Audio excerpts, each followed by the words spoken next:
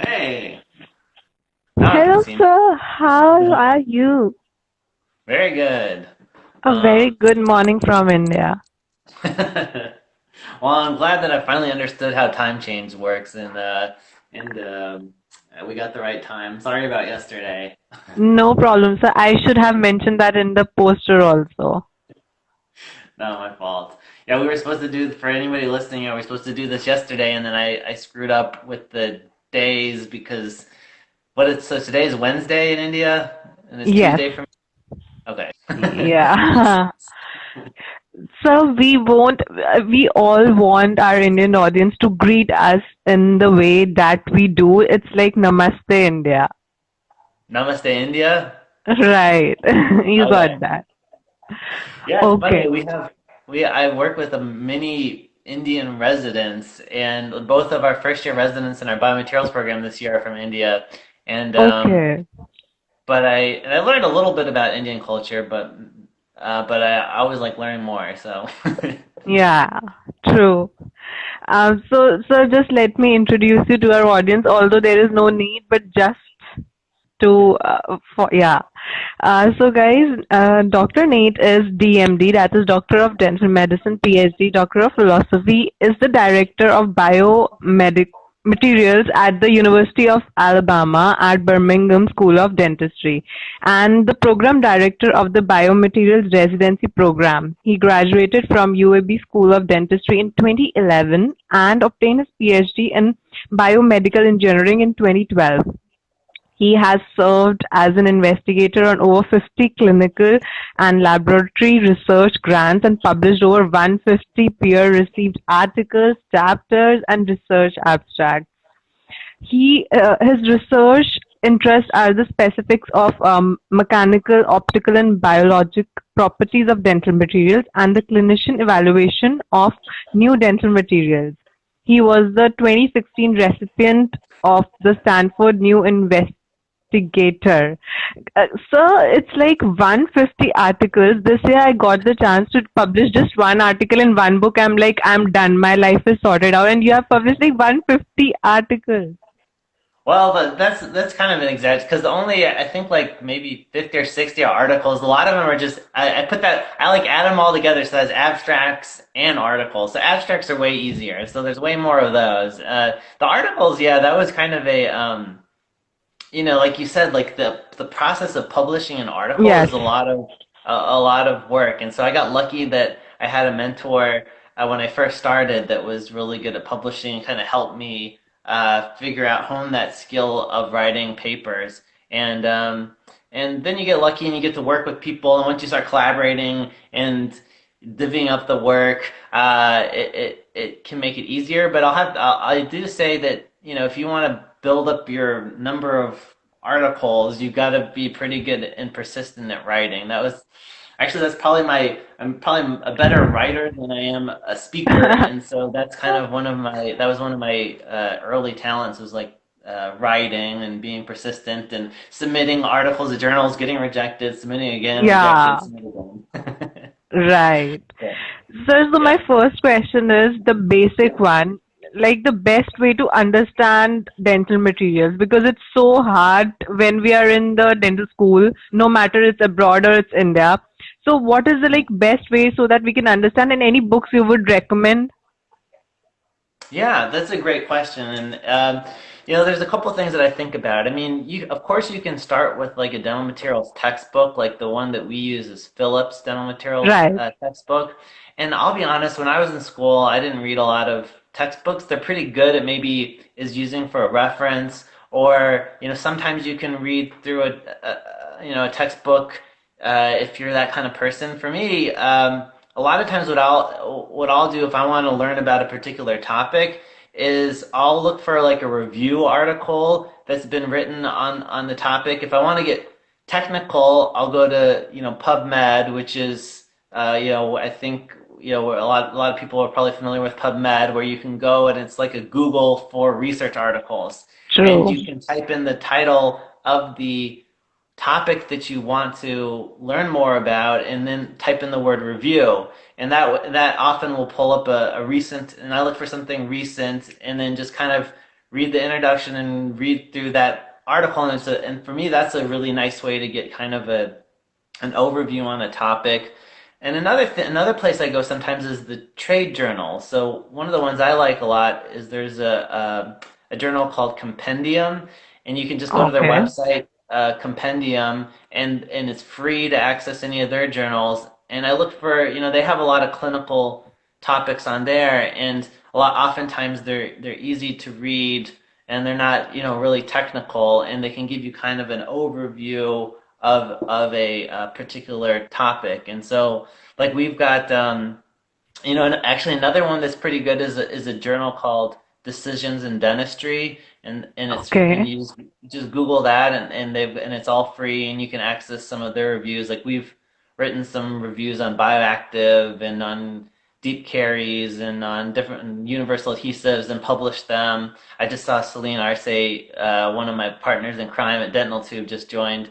And so we've got articles in like Compendium and Decisions in Dentistry, and they're kind of like easy review topics, easy reviews to pick up on those kinds of topics. And then I haven't, like, I'll be honest, yeah, I haven't read too many textbooks. One of the ones I really did like, though, related to biomaterials, was there's a book called Principles of Adhesive Dentistry. It's written by Byung Soo, who's the president of Bisco Dental Products. And that's a Okay. really nice, he talks about how to bond to tooth and how to bond enamel, dentin, how to bond to composite, how to bond to zirconia, how to bond to porcelain, how to bond to lithium disilicate. That's a really nice. It's called Principles of Adhesive Dentistry by Sue, Suh, and I'm sure there's probably some other good textbooks. I've just one, I'm cheap to buy the textbooks, and then two, I'm just not a very once it gets beyond like 10 pages, my brain starts hurting a little bit. So Right. yeah, some of those review articles, either from trade journals like Compendium or Googling. I mean, PubMed, searching.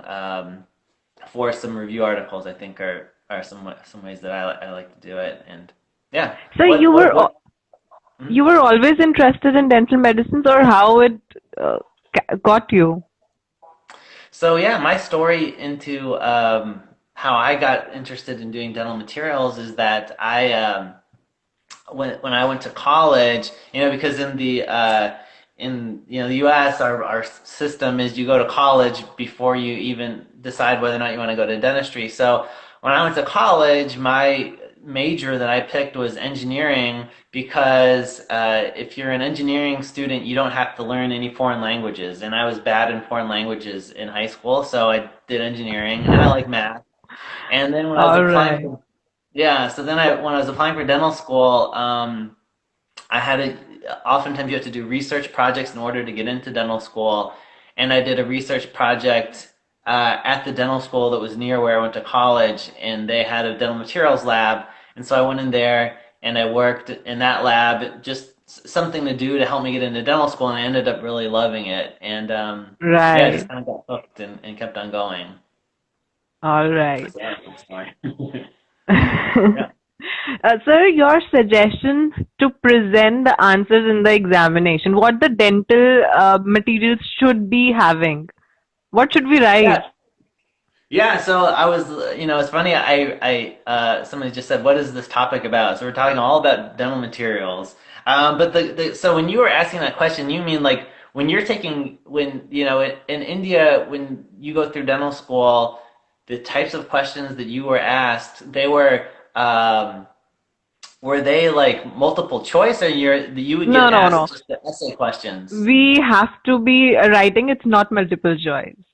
Yeah, that's so different. In the U.S., everything is very much based in multiple choice. But Okay. it's it's funny when we do have actually our residents in our biomaterials program are getting ready. They're going to take an oral exam, I think, next week, and they're all very stressed out about it. So I was giving them some advice about oral examination for our dental materials course, which is taught by one of the other instructors at the school. Yeah. And I always tell them, I think, and I don't know if it's the same culturally, but like in the U.S., I feel like it's always good. One, not to lie. I mean, because we see that sometimes people they don't know the answer to the question, And I see two common things. I see one where people get very shy and they say nothing, and Right. even if they know a little bit, they're afraid to say it. And I say just say what you know, but then don't go too far and just lie and say things that are Right. wrong because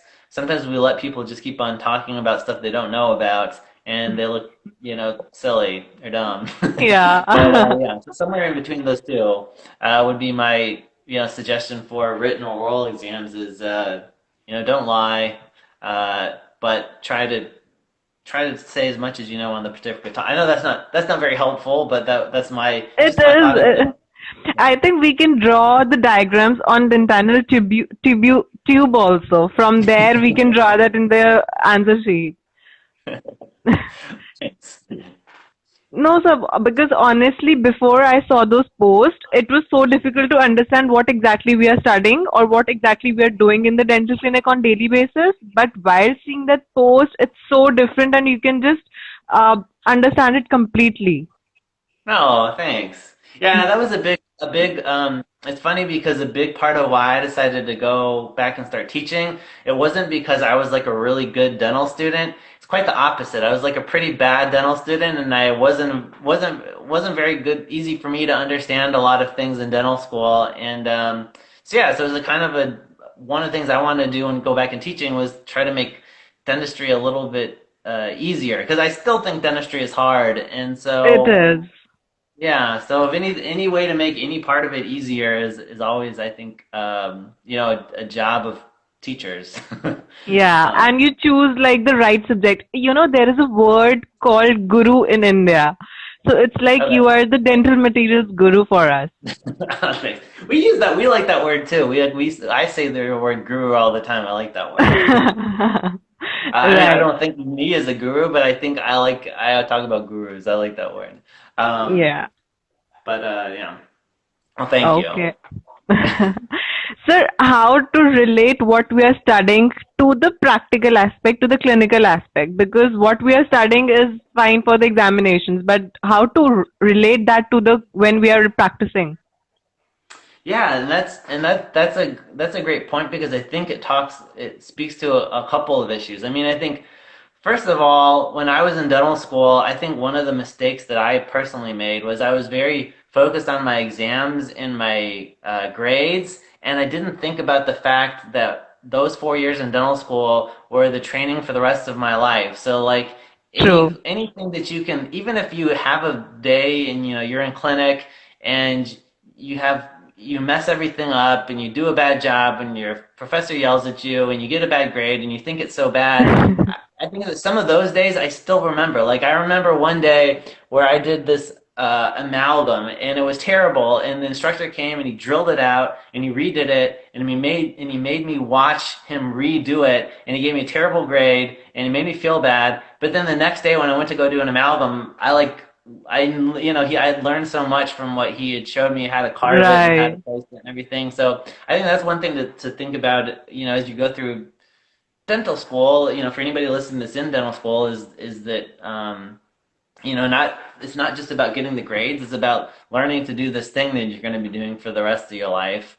But another, yeah, as far as like relating the what you learn in classes to what you're going to be practicing, I think that's sometimes it's challenging because you can't always you sometimes you get really complex things in your classes that are you learn about like the how the nephron and the kidney looks like and what it looks like on a microscope slide and then you go to practice dentistry and you're kind of like how do these two what's the relevance of this thing that you learned in anatomy class. And I think some of it is just you're not going to be using it Right. particularly at the beginning when you practice. And I think sometimes like only now sometimes I'll go back later as I'm practicing and I'll learn about some condition that like I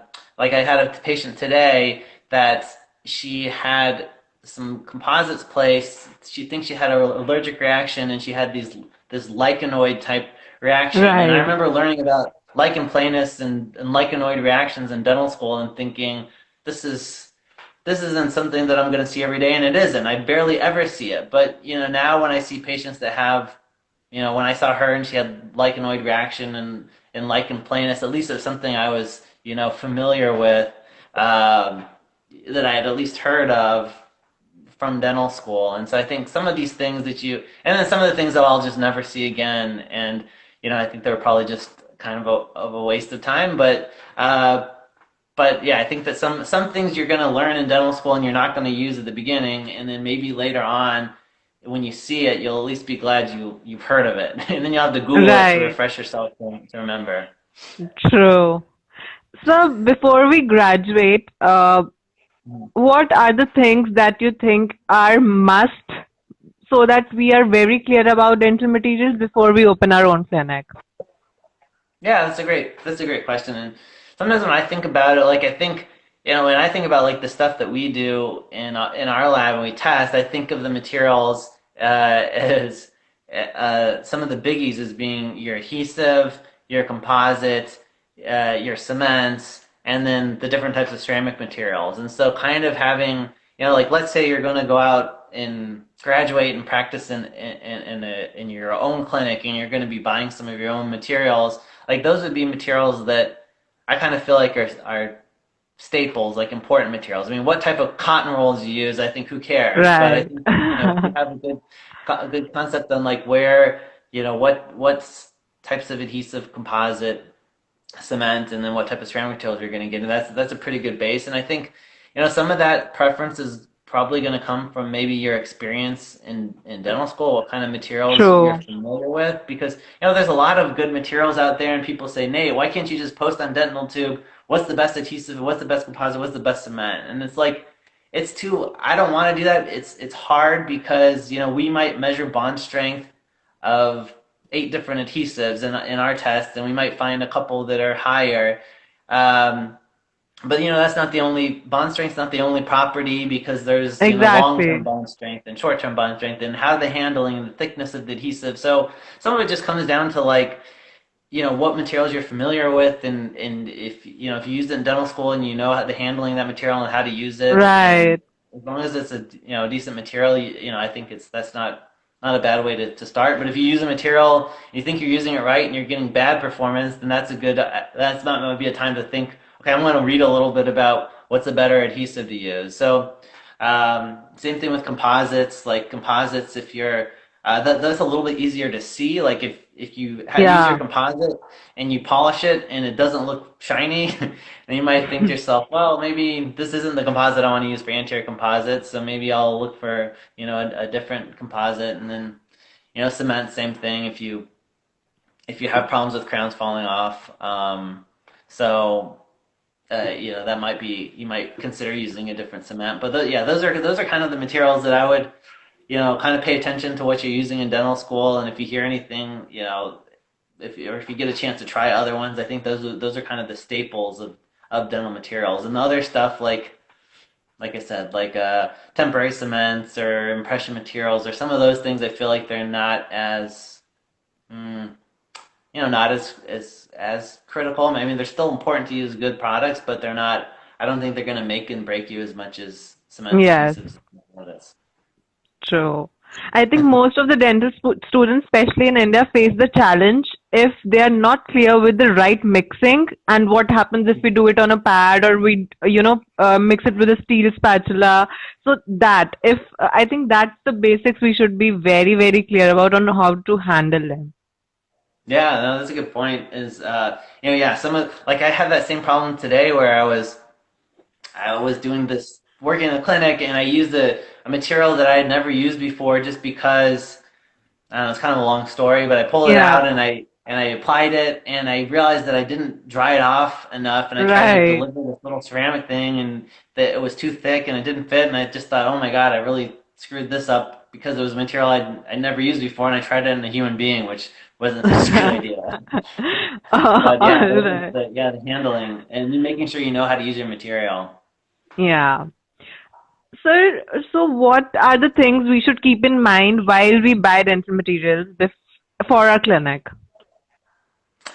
Yeah, I mean, I think that. for every type of dental material that you look at getting, there's probably several key properties to keep in mind. Like, again, we kind of went through, talked about adhesives and composites and cements, but I mean, like with adhesives, you want to make sure that you have high, I mean, probably the main thing is high bond strength, but there's other things like film thickness or radiopacity of the adhesive. And, when you talk about composites, there's a lot of factors to consider, but I mean, most of them now are pretty strong and they have pretty good wear resistance. So things like one thing that people don't always think about is handling. I mean, if a material doesn't handle well and it's sticky, then you're not going to be able to use it well. So people, you want to make sure you have a material that handles well, decent polish if it's an anterior composite, and good. You like the shades of the colors of the composite.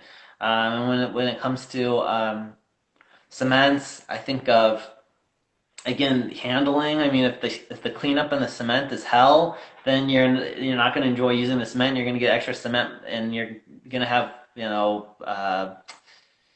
issues with Yeah. the patient's soft tissue, and then retention. The retention of the cement is important, and then there's other things to consider, like like with if you're using a resin modified glass ionomer material, those materials are a little more moisture tolerant and they have a little bit Yeah. better handling properties. So yeah, it's kind of material dependent. Like I would just think about like what are where are some pain points that you might be having with your materials, and then if you're looking to improve, like try to improve on those pain points, and you don't necessarily need the manufacturers or the pamphlet to tell you, hey, this material has this property, and you're kind of like, well, I don't care about the wear of my composite because I never had a problem with wear of composites. I don't need one that's stronger, more wear resistant. Just whatever kind of property. That's how I would think about whatever kind of property I Right. was having an issue with.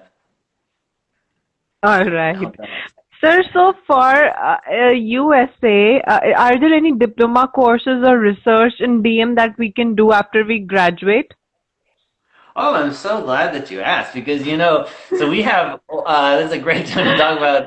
We have our program at UAB. We have got a 2-year master's program at UAB, and we put all the information out there on the website Website. about it. If you just if you Google UAB Dental Materials Masters, our website's on there. We finally this year after the most common question I get about the program is people say, "What's the tuition?" So we finally put the tuition up on the website. And I think it's something like $10,000 a year, and then plus there's graduate school fees. And they say, what do you need to apply? And actually, we don't even require this year. We're not requiring a GRE or an NBDE Okay.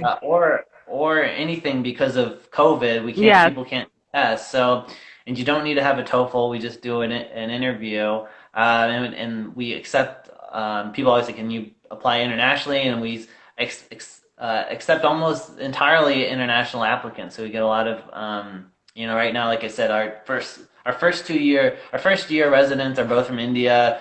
We had one other person who was supposed to join, and they had some issues with the visa because of COVID. So, and then yeah, the program is mostly research and class based. We do have a clinic, so like we have some. Our residents aren't directly performing clinical work, but they get some get to do some assisting and observation Yes. and stuff in our clinic. And I think it's a great program because a lot of times, actually, just this week, I got this email from someone that came to UAB and they did their master's in public health, and they're coming here and they want to do an international dentistry program in the U.S. And in order to get their stepping stone, they came in and they did this MPH program. In the MPH program, you don't learn anything about dentistry. You're in classes the whole Yes. time, and they want to come over to the dental school to do research in our lab. And I think if you wanted to come into the dental school and do research with us, you should have done our program instead of doing, the MPH, Right. which costs just as much money. And it's, I was like, I wouldn't want to do no offense to MPH, but I think So, our program makes a lot of sense. how many Yeah. seats are there? So we're kind of been pretty flexible and like the number of people that we've accepted in the program. So, most of the time if we have a good applicant, I'm hesitant to not accept them, as long as they meet requirements. So like, we've had as many as in the past. There's been as many as 6 people in a class. More Okay. recently, our class sizes are usually top out around 3 or 4. I think we've accepted one person into the class for next year, but we're always, so yeah, and the Yeah. deadline I think is in February, but we're kind of taking rolling admissions. So yeah, I'm always like, I love this. That program is like my heart. Like We can it's see so that. fun for me. Yeah, yeah, and it's kind of we're like a little small family in the, I think of in the program. So yeah, it's kind of Right. a. I'm glad you got a chance to ask. But there's some other programs. I think Indiana has a program like this. I think there might be a program like this in maybe in Buffalo. There's not too many of these biomaterial specific programs. Right. And we do have a number of people that we have a pretty good success rate of. Most of the people that do our program end up wanting to do something else, like go and get an IDP, International Dentistry program, or some people will do clinical residencies after. And I would say the majority, probably 80% of the people that come will end up doing something like that afterwards. So we have a pretty good success rate of people, coming, having a good experience in the program and then doing something else. And a couple people have gone on to do like work in industry. Some people have gone on to teach, and there's a couple. Yeah, we've just been a neat. We've had a long history. Even I've only been teaching the past 7 years, but the program's Right. been going on probably 10, 20 years before that. So yeah. So All that's right. yeah. But thanks for So asking about that. no problem, sir. That I think that was the best question you've held till now. Yeah, you could tell I get excited about it. Yeah. So how is COVID there? How is what? How is COVID? COVID. There's one question. The program's 2 years long, but as far as COVID, so you know, we're not too restricted within the dental school. I mean, all of our classes are still via Zoom, but our lab is open, so our residents are in the lab doing research. We have like our lab is like 2,200 square feet. It's a huge laboratory. So, when we Okay. have to have 6 feet distance, we could get a lot of people into our lab. Yeah. So that's been nice, and we had some issues initially getting students in with their visas, but basically what we had to do is write a letter explaining that our program is, there's in-person activities. It's not just didactic, and that was allowed them to get expedited visas. And then once the visa offices opened in India, I think it was within 2 weeks they were able to get their visas to come over. So I was really impressed how quickly everyone was able to get here. So Right. Sir, are there any scholarships for such courses? yeah, and that's a great question. I mean, unfortunately, like we don't offer a like scholarship or stipend for the program, and Yeah. our program is as far as like the tuition dollars, like as a program director, I don't see any of that. It all goes, it gets eaten up in the university. So like from my perspective, it's not. I don't care how much it costs, but we do have to, this in order for the school kind of charges that tuition. We don't have too much leeway in that. If there's any, I don't know. I know that we sometimes our students will come and they'll get student like jobs. Like you can have a Yeah. job. It doesn't pay a lot, but it can help a little bit. And the nice thing is the Sure. cost of living in Alabama. It's not like going to New York where an apartment is $2,000. You can get people often probably spend $200 on their rent in Yeah. Birmingham. They'll live in with a bunch of roommates and make it work. So yeah, and we our program, they always want us to raise the tuitions, and we don't. We never raise our, from our perspective, never try to raise it. Just whatever the minimum for the school is. So, but yeah, I get that question a lot though. Right. So this Yeah, interview was this conversation was so important for me because of two reasons. One, because India definitely needs more people who are researching in dental materials so that we can manufacture our own products somehow. And yeah, so second, because you are the first completely international speaker who I'm talking to. This is my first one since the lockdown. So thank you. Oh, really? Yeah. That's cool. I think that, yeah, I have a, I don't know, I've done a couple international ones, and actually, this is every international one before this, like we've had terrible connection, but this is actually, we have had perfect connection tonight. Maybe because it's late at night, and for It's me at early least, in and morning here. it's an early morning, yeah. Yeah, this has been Yeah. fun. All This right. is cool, and it's neat to talk about something a little different. So, and Right. even though it's biomaterials, it's a different perspective. So I've enjoyed. This is fun. Thank you. Sir, so any latest advances in dental materials you would like to share that we are not aware much about? Yeah, so there's a couple of things.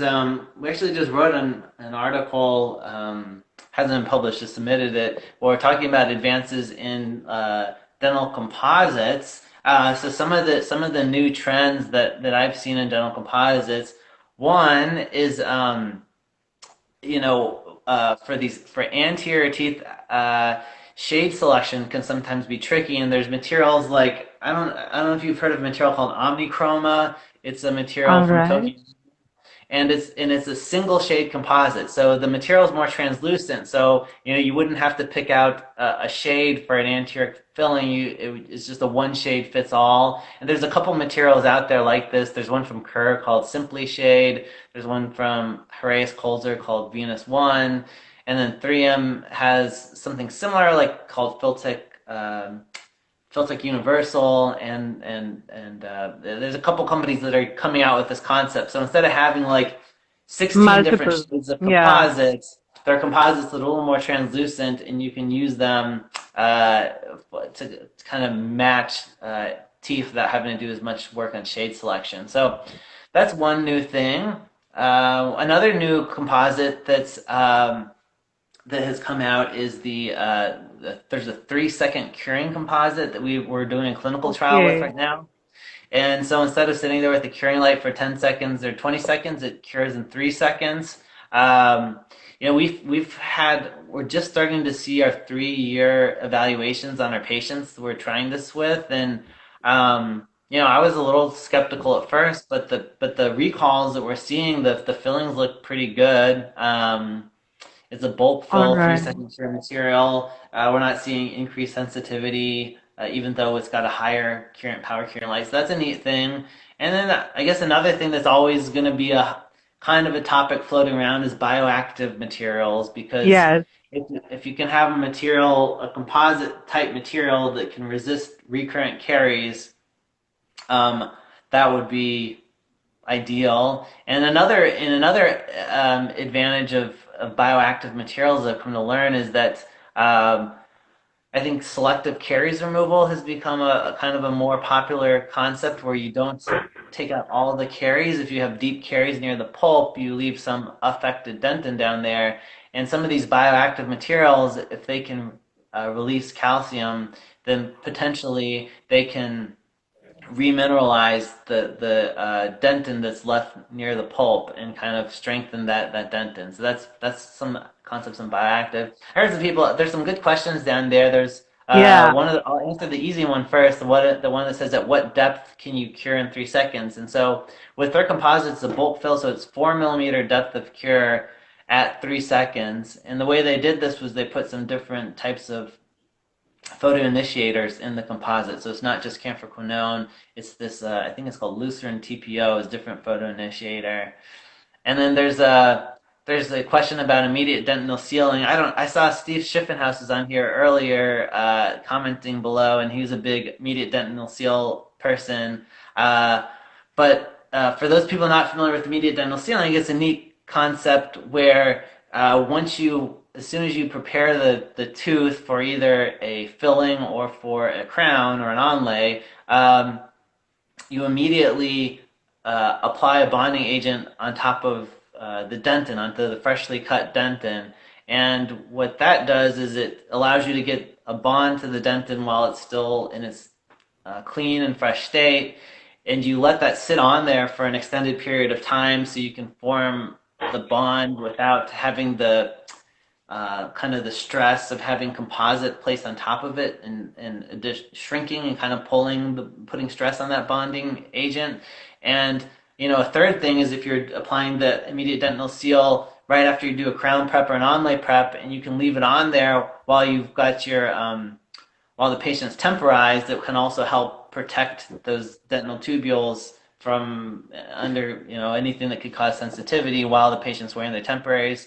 And it's a kind of it's not that new. I think it's probably about at least 15 years old concept, which I've been a little bit slow to adapt, and so we have we haven't tested it recently, but it's a concept. I think it makes a lot of sense. So I get it. I've tried it sometimes. I won't lie to say it's something I do all the time, and it's not something we've ever tested, but I think it's definitely has a lot of merits, and I think it makes sense to me, the concept. Right. So So there, yeah. yeah. So there Uh, was a lot of research of artificial intelligence on its applications in dentistry nowadays. So is it has any got closer to dental materials?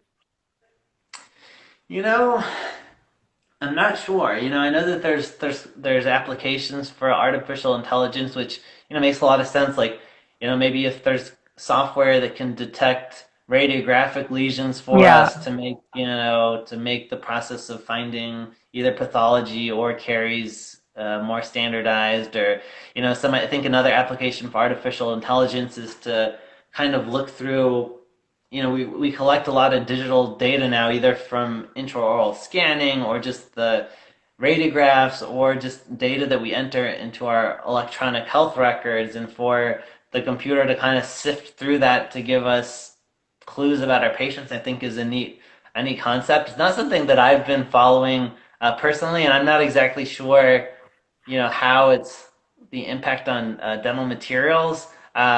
But I mean, I'm always interested in new things, but that's not something that I have much personal knowledge of. Right. So your suggestions while communicating with the dental lab, because that's the second part where the biggest challenge comes.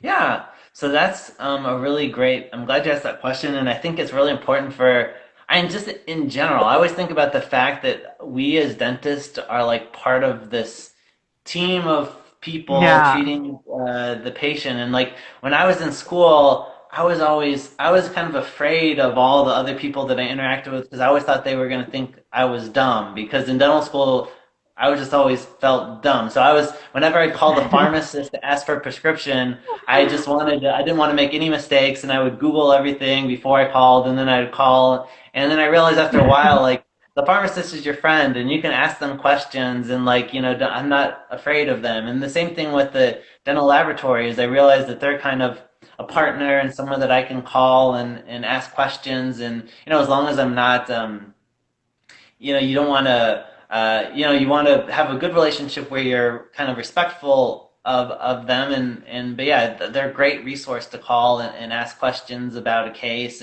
but yeah, and you have to give them good information. I mean, of course, Yeah. I mean, if you send them a really crappy impression, or if you're trying to do an anterior case and you don't take a picture, or you take a picture that's not very easy to see, it's going to be hard for them to help you. So I think one of the things that with communicating with a lab is if you're doing anterior stuff, being good with photography and taking good pictures to send them.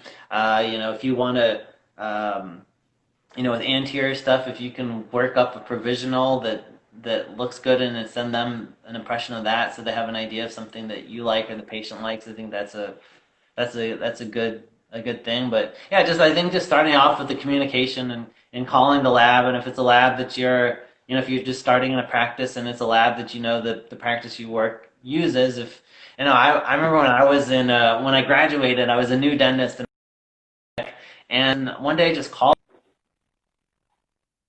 the lab and I said, "Hey, can I come visit and just see your lab?" And they were like, "Yeah, no one's really asked for that before." And I drove to their lab and they showed me around and I saw all their stuff, and it was kind of cool. And then I kind of had a better idea of some of the services they can do. So yeah, I think that Right. that's a great thing to do is to know your lab and if you So can. can we set it up in our own clinic? Are there, specific steps to do that Yes, there? I mean, I think there's some things that you could, that I think um, I didn't have when I first graduated that we have at the dental school that I think have been really helpful. One of them is to have a sandblaster. I think that's like an invaluable tool that I use for so many different things. I use the sandblaster. I saw I think I saw four patients this afternoon. So this is my day. I only see patients one half day per week, and Right. Tuesday afternoons is my day. So I saw four patients a day, and I think three of them I used the sandblaster. Two of them it was for the prep. I mean, I used it intraorally to clean my tooth preparations, but then one of them I had an old crown that I was or a little piece of veneer I was re-cementing, and I took it back to the lab with the sandblaster and I sandblasted out the old cement. So I think that it's a pretty inexpensive to get a little sandblaster, and if you can you can either keep it in the clinic or you can put it in the back into a lab. Yeah.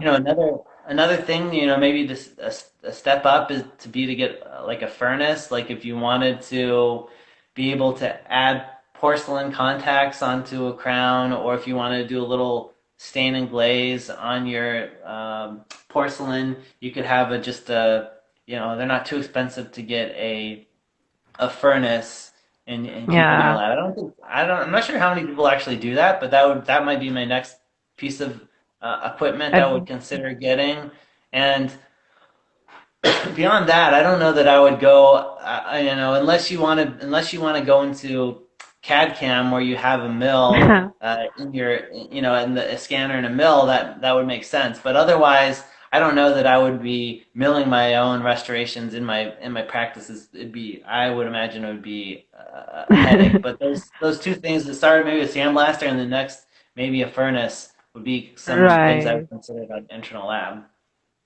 So is there any, again, application of 3D scanning and printing in dental materials? Yeah, so we just got this, it's called a Sprint Ray 3D printer in our clinic. And oh yeah, I forgot that might be another thing I would consider, if you're thinking about having a lab, because they're not too bad. They're, in the US, not too bad. I don't know. It's maybe like $6,000, $7,000, something like that to get a 3D printer. And some of the applications for that, we've been using it right now mostly for research, but some of the Yeah. applications for that is they've got printing materials where you can make a bite splint for a patient. So you can print Right. their bite splint. You can make if you're doing implant surgeries, or if you want to make a guide for your surgeons for guided implants. I know Celine, who was on here earlier, that's what he really is. He's dying to get some guide material so we can print guides. Trying to think what else. And the models, of course, if you want to print out models, you can print models. They're starting to make it so that you can print out temporaries, like crown temporary materials. We're starting to test some of the properties of those. They're not quite as strong as bisacryls yet. The 3D printed temporaries aren't. They're not too strong yet, but yeah, and I think those are the main applications as dentists. The labs are using them also to start to print dentures. I think that's probably where they're going to go Right. next.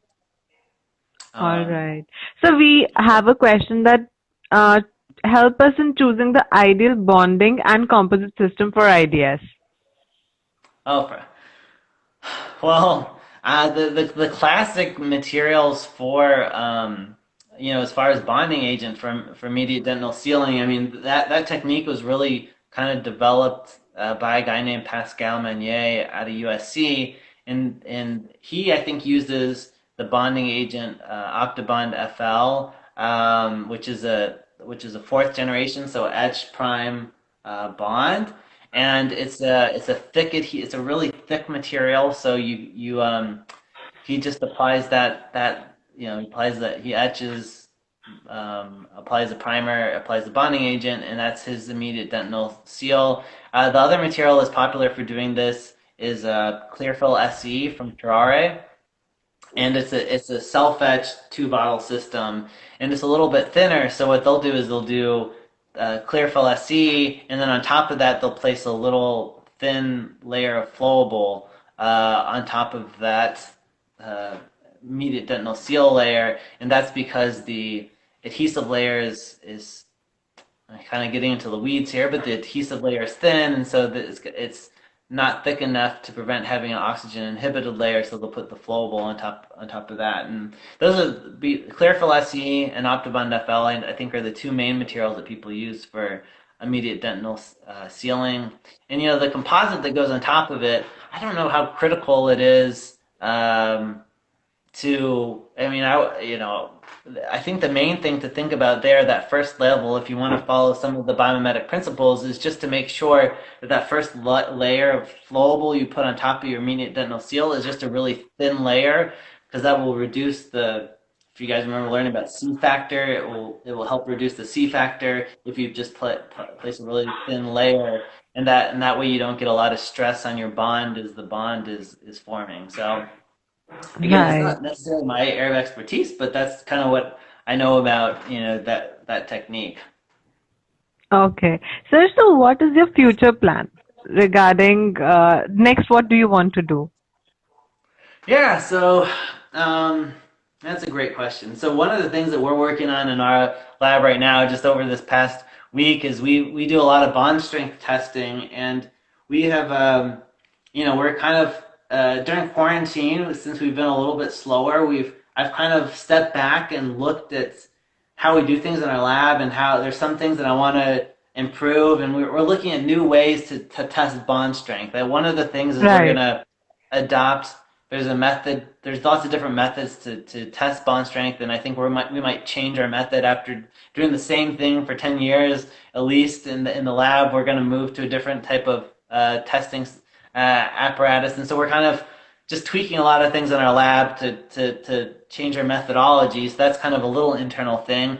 As far as new we do a lot of honestly, the way we do our research a lot of the times is we'll have manufacturers approach us with materials they'd like us to test. So a lot of times we're kind of just following the industry trends and seeing what type of new materials are coming out and maybe where some of their pitfalls are, and then how we can test new materials that come out and try to find out, are their claims warranted? Whatever good properties they have, are they actually true? And are there any bad properties with these new materials that come out? Something that the company should be aware of. So a lot of times Right. we're just kind of following market trends. And then me personally, um, I'm looking at doing. We've got something in the U.S. called practice-based research, where we look at we propose these studies, and then dentists who are practicing dentistry throughout the United States can enroll in this network, and they can help us collect data for a research idea. So I want to look at how, if you're looking at a interproximal carious lesion, so someone's got a radiographic lesion in their just in the enamel, hasn't reached the dentin yet. Like, how quickly will that progress radiographically? So we're going to have Right. dentists send in X-rays every year, and we're going to try to monitor them and see how quickly the lesions grow. So that's kind of that's what I hope to do. That's what I'm working on a grant to try to look at that topic, because that's one of my other kind of passions, is trying to be conservative and not drilling into teeth if they don't need to be Yeah. drilled into. So yeah, so that's maybe some future.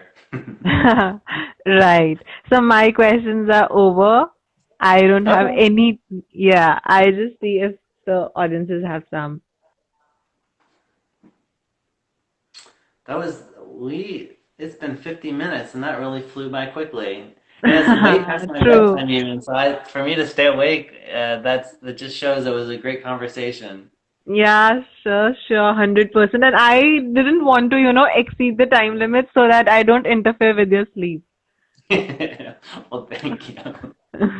Um, yeah, it's funny. My wife peeked her head in maybe about 15 minutes ago. She was, I think, surprised I'm still awake. But All right.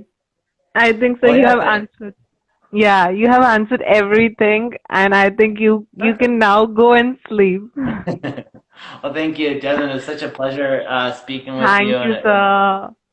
and I appreciate the invitation. And until next time, thank you. Until next time. Thank you. Bye bye. Have a good night. Good night.